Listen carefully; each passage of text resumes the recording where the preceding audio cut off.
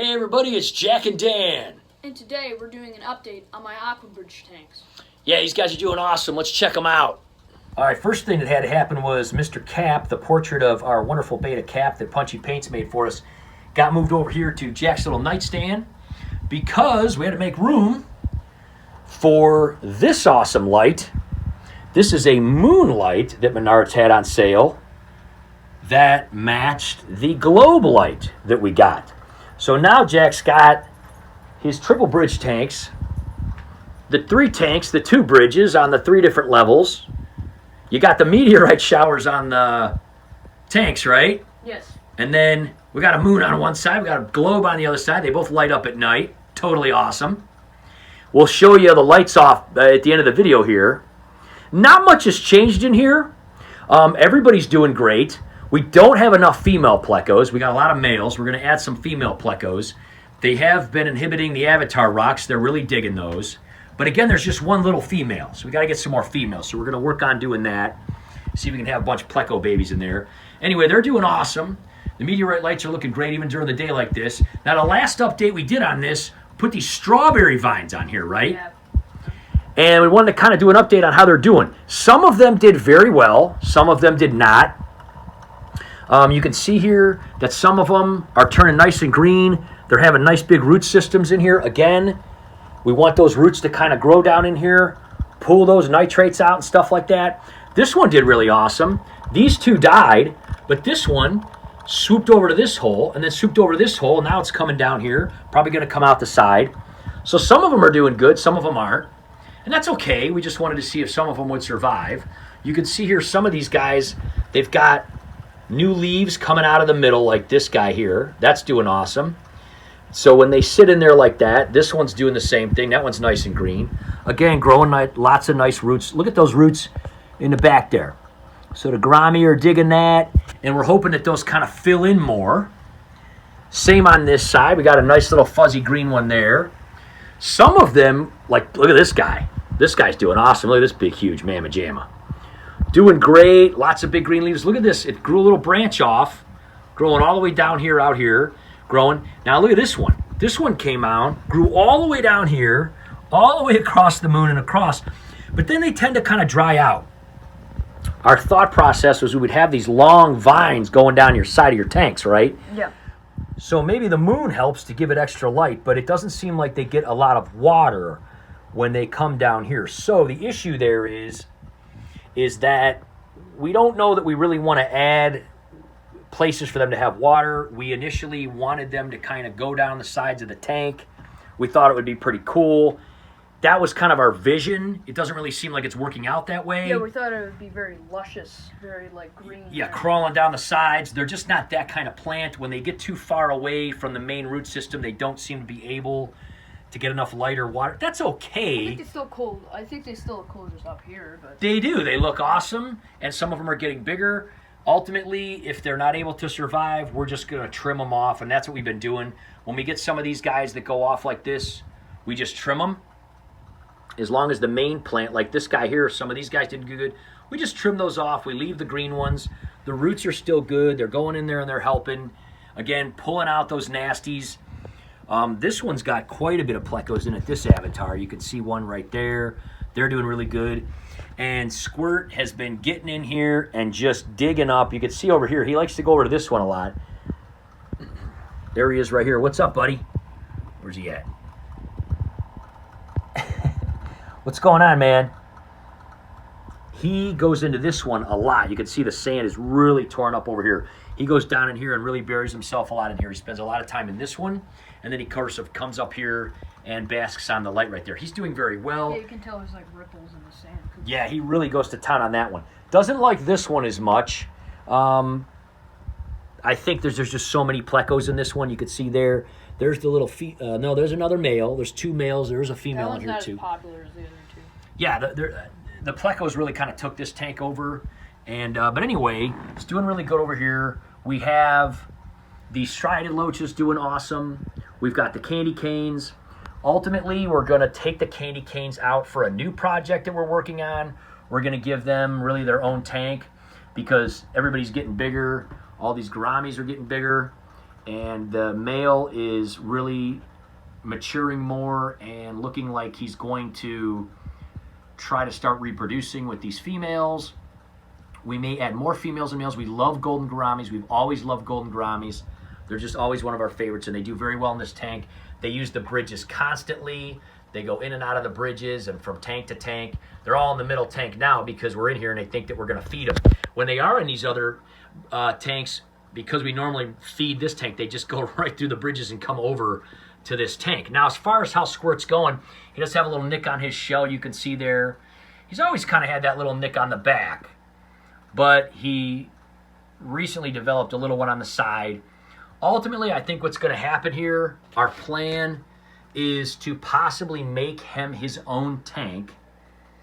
That's a little different because he's getting to the point where he's getting bigger.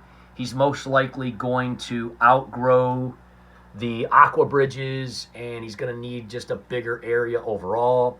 We don't know if we're going to make him a Aqua cave like Stygies. Of course, we could ultimately, if she gets too big, give her a new home. Yes.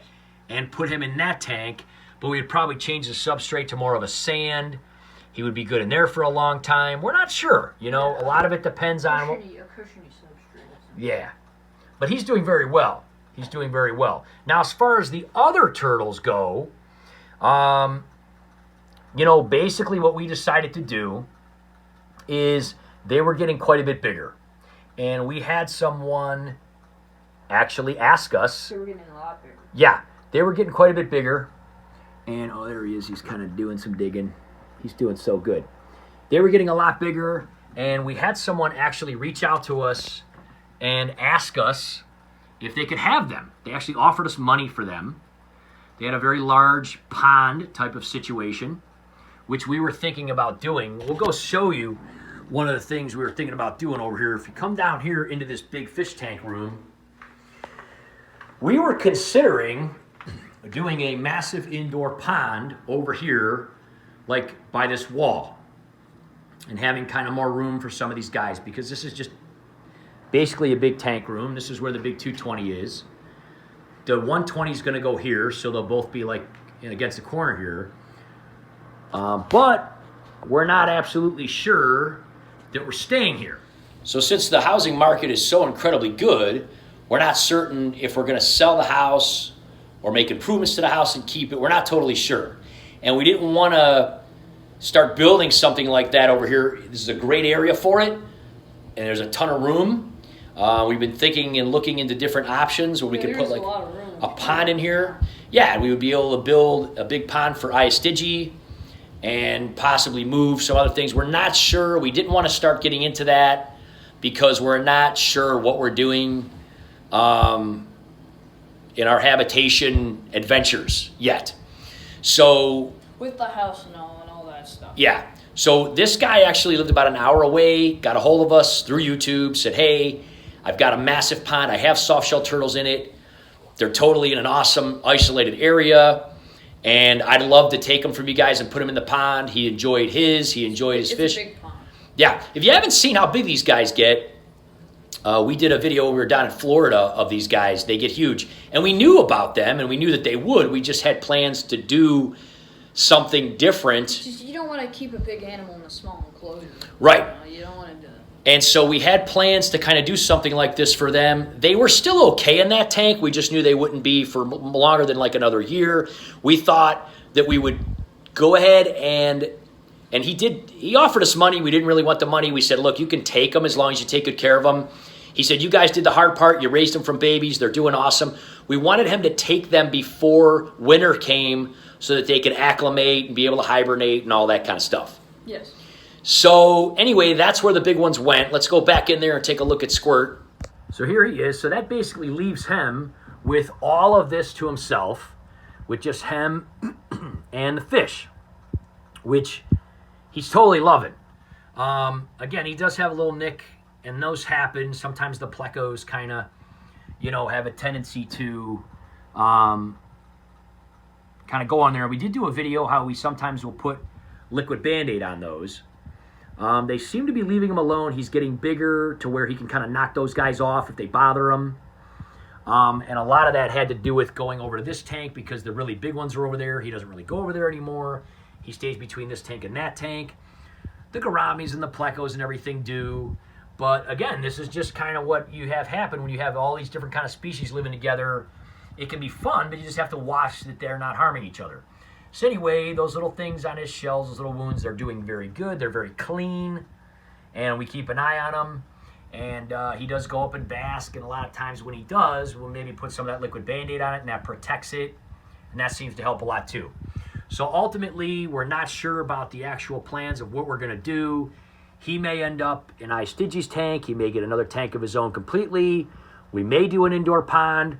We've talked about doing an outdoor pond, and we feel, even though a lot of people around here have them, and in Canada and places like that, we just feel for us it's kind of a hassle the way the temperature and the climate is here. It's pretty cold here. Yeah. We just, here he is right here. He's hiding from us. So we're going to be doing a feeding video too in this tank, and he's really interesting and really doing awesome. This whole entire setup is doing fantastic. We just have had a little bit of a change of plans of what we have thought about doing. You know, we're not sure if we're going to stay here and do remodeling. We're not sure if we're going to move. And that, of course, affects all of our tanks and our pets, our fish and turtles and everybody. That's a lot. Ask Ohio Fish Rescue. That's crazy too. Yeah, moving things around and dealing with that can be very difficult. So we're kind of keeping things status quo a little bit until we decide what we really want to do.